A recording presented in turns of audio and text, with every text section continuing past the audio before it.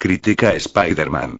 Hay que señalar que Spider-Man no es la primera película rodada sobre Spider-Man. En los años 70 se rodaron dos películas de serie. Aunque estos placeres audiovisuales ya son harina de otro costal, es interesante conocer la referencia. Ya han pasado 15 años ya desde que el director Sam Raimi nos brindara la magnífica oportunidad de balancearnos entre los edificios de las redes de su Spider-Man en la primera adaptación que podríamos calificar como seria del personaje. Corría el año 2002 y aún no había eclosionado la enorme popularidad de los superhéroes en el cine, aunque empezaban a ponerse las primeras piedras para que comenzara a debatir las alas de mariposa que nos traerían el tsunami audiovisual que sigue creciendo a día de hoy. Revisitándola a día de hoy, el paso del tiempo ha hecho mella muchas secuencias clave y en un montaje que a veces casa de duras penas. Lo que entonces nos dejaba alucinados, se revela ahora no solo como menos fluido sino incluso como algo anticuado, pero ya sabemos que eso sucede en el 90% de los casos en la que una película tiene un fuerte arraigo en el uso de los efectos especiales.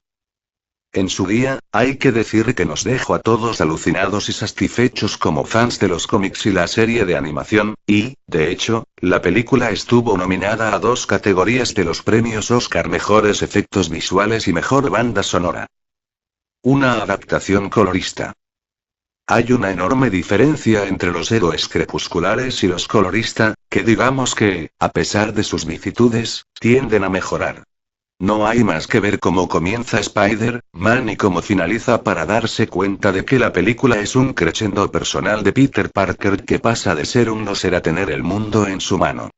Cuando nos lo presentan es un tímido cerebrito arrinconado en el instituto, enamorado de su pelirroja vecina Mary Jane y no goza de demasiado éxito social. Hasta que se produce un hecho inaudito, cuando es picado por una araña genéticamente modificada, comienza a experimentar una serie de mejoras físicas. No precisa gafas, está musculado, adquiere un sexto sentido que le permite adelantarse al peligro, sus manos se vuelven adhesivas y puede lanzar una red tan resistente como la de la seda arácnida.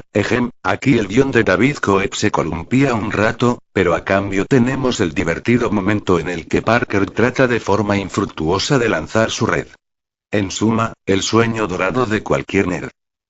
La aceptación de los cambios que se han obrado en él y la orientación de sus acciones a ayudar a los demás, le brinda la llave que le permite perdonarse a sí mismo por los hechos que desencadenaron la muerte de su tío Ben y adoptar el famoso lema de que un gran poder conlleva una gran responsabilidad. Y es que igual que el hábito no hace al monje, el traje no hace al héroe y en esta primera entrega de sus aventuras, necesita encontrar su camino. Ese mismo colorismo lo encontramos en la fotografía o en la forma en la que el montaje intercala con gran frescura momentos lúdicos e incluso abiertamente comiqueros. ¿Recordáis a Peter diseñando su traje? Las secuencias míticas.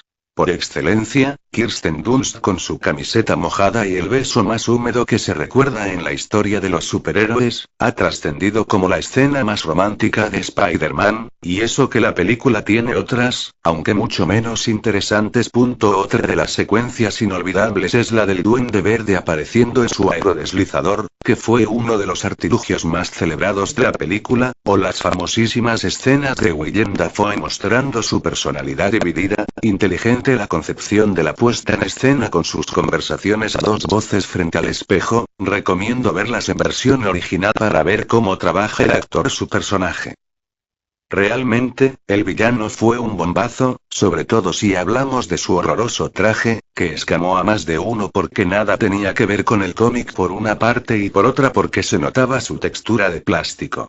Esto le valió duras críticas al diseño de producción, pero, ¿qué decir? No parece que Mark Webb esté despertando demasiadas simpatías tras ver su nueva concepción del Duende Verde, pero hablamos de los puntos álgidos de la película y uno de ellos es el paseo que, una vez reafirmada su identidad, Peter Parker se da por la ciudad mostrando sus habilidades para deslizarse entre los rascacielos. Una gozada, vamos.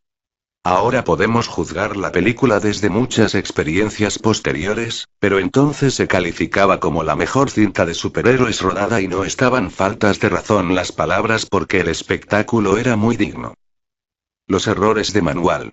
Uno de los dos problemas que puede tener la adaptación de un cómic es, por su exceso de celo, caricaturizar a los personajes al querer aproximarlos demasiado al original.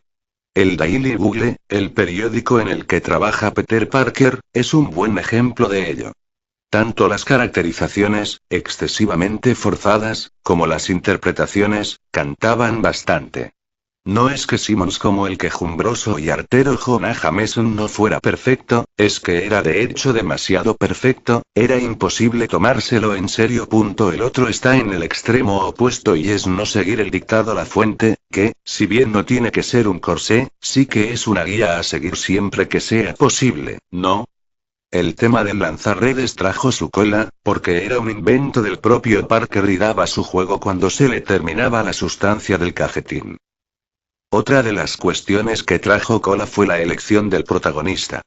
Agarraos a la silla porque, por si no lo sabéis, se barajaron nombres como los de Leonardo DiCaprio, Heath Ledger o Ewan McGregor. Ya nunca lo sabremos, pero seguramente le habrían aportado más tridimensionalidad y sobre todo más expresiones faciales al personaje.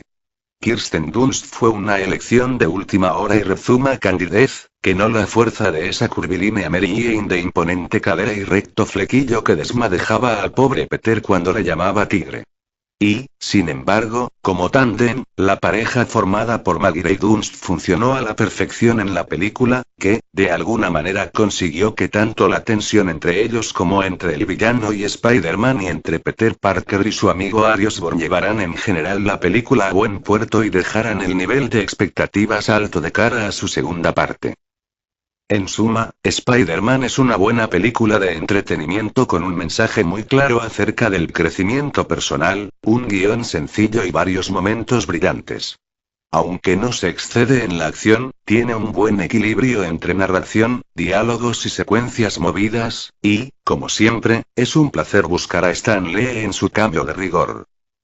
Los que hemos crecido leyendo los cómics de Spider-Man encontramos entonces y ahora cosas mejorables, y echamos mucho de menos a Gwen Stacy en la historia, si bien The Amazing Spider-Man la ha recuperado para nosotros, pero sin duda en su conjunto la película ofrece una experiencia muy grata que siempre es recomendable repetir.